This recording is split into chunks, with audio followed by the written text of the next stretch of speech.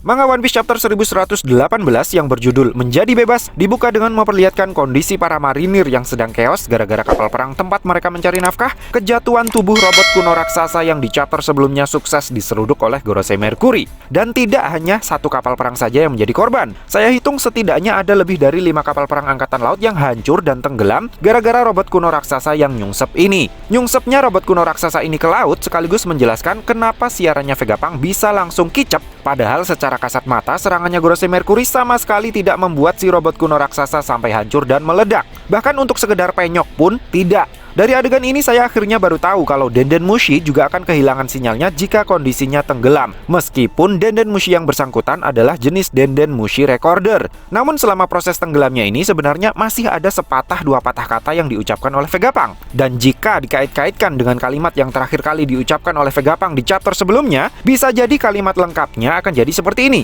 Di antara kalian, para penyandang nama D, akan ada yang menjadi Joy Boy baru. Namanya adalah Mo, Monkey di Luffy. Dan ngomong-ngomong soal Joy Boy, si robot kuno raksasa yang posisinya semakin tenggelam ke dasar laut juga terlihat masih sangat terobsesi dengannya.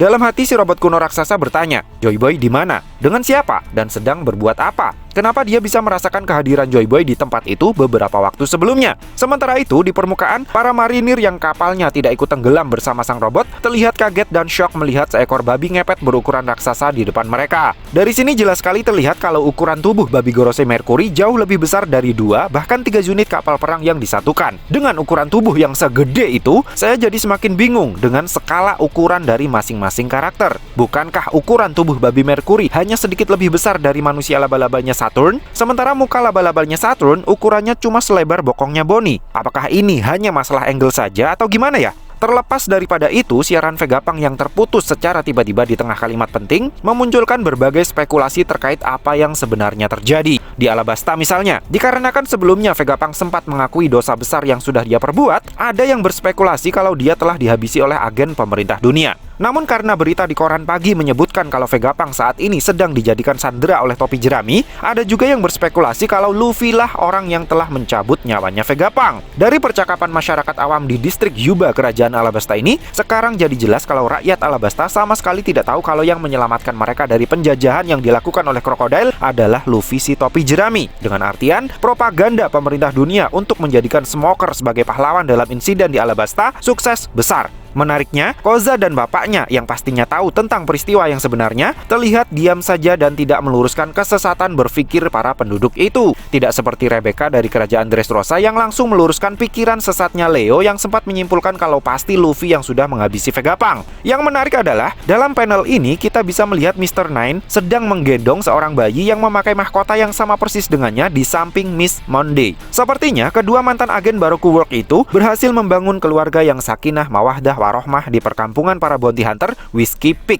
Di waktu yang sama, setelah merasa sukses mengakhiri siarannya Vegapunk, para Gorosei bertanya kepada York masih ada berapa Vegapunk lagi yang masih hidup. Berdasar dari sinyal yang masih terhubung ke Punk Record, York bilang saat ini tinggal dirinya, Vegapunk Lilith, dan Vegapunk Atlas. Sama sekali tidak ada nama Vegapunk Edison dalam daftar yang dia sebutkan. Secara tidak langsung, perkataannya York ini telah mengkonfirmasi bahwa chapter 1116 kemarin adalah chapter terakhir bagi Edison untuk hidup di dunia One Piece. Innalillahi wa inna ilaihi raji'un. Setelahnya, York bilang posisi Lilith saat ini masih berada di laboratorium atas, sementara Atlas sudah berada di pesisir pantai sebelah timur laut Pulau Egghead. York bisa melihat posisi kedua rekan sejawatnya itu dengan sangat jelas karena dia menggunakan lensa tambahan pada smartphone Androidnya yang membuat HP-nya itu bisa menangkap gambar hingga 12,5 kali zoom. Dengan fitur yang secanggih itu, Mi Panda 2-in-1 lensa super wide angle lens makro smartphone ini saat ini bisa dibeli dengan harga yang cuman 50 ribuan jika belinya melalui link yang sudah saya sematkan di kolom deskripsi. Buat kalian yang punya mata jeli seperti Sanji, sepertinya wajib untuk memasang lensa tambahan ini di smartphone kalian.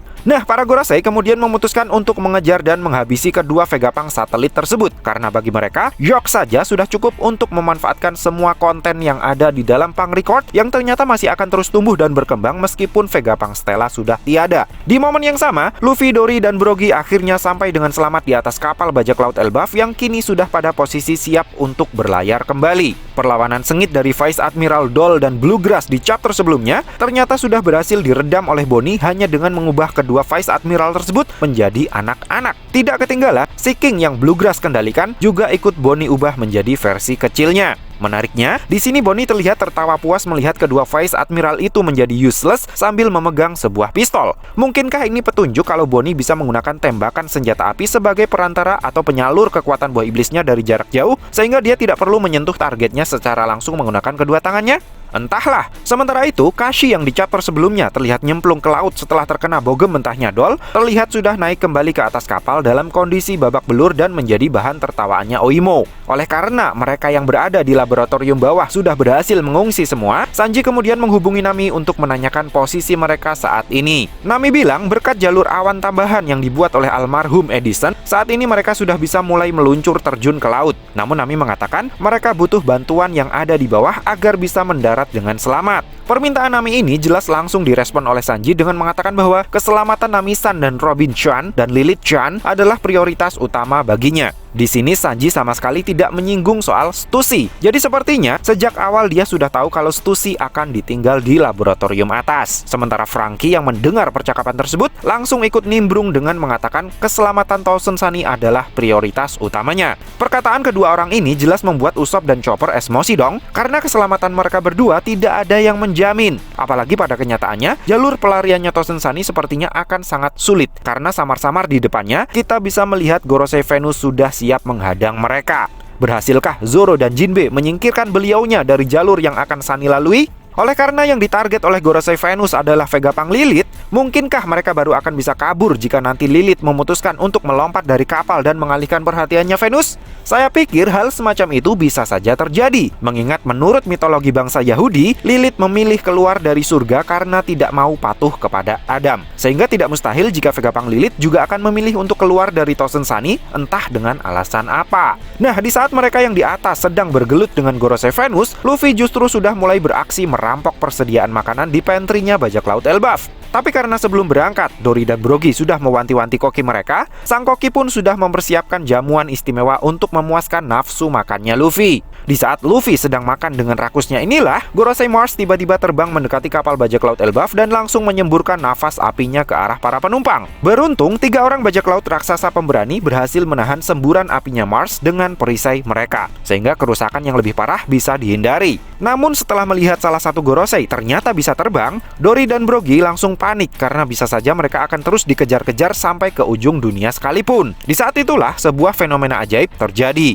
Permukaan laut tiba-tiba bergoyang seperti trampolin. Para marinir yang masih terngiang-ngiang akan perkataannya Vegapunk pun otomatis langsung berpikir kalau permukaan air laut pasti sudah mulai naik lagi. Tapi yang sebenarnya terjadi adalah itu semua karena efek dari Gear 5-nya Luffy. Luffy yang perutnya sudah terisi full langsung berubah kembali ke mode Gear 5 untuk menghadapi si Gorosei terbang. Namun kali ini Luffy tidak mau beraksi sendirian. Dia mengajak Bonnie untuk ikut serta bercosplay seperti dirinya agar bisa mengoploki si Gorosei bersama-sama. Bonnie yang awalnya merasa ragu akhirnya berhasil berubah menjadi imitasi Nika dengan membayangkan masa depan di mana dirinya bisa menjadi versi dirinya yang paling bebas sebebas-bebasnya. Dengan dua sosok Nika yang sudah siap untuk beraksi, irama genderang kebebasan sepertinya semakin keras jedak-jeduknya hingga para raksasa tidak kuasa menahan diri untuk tidak menari-nari. Yang saya masih belum paham, kenapa Bonnie yang awalnya memakai jaket kulit bisa tiba-tiba berganti jadi memakai tank top ketika sudah berubah ke versi Nikaisha.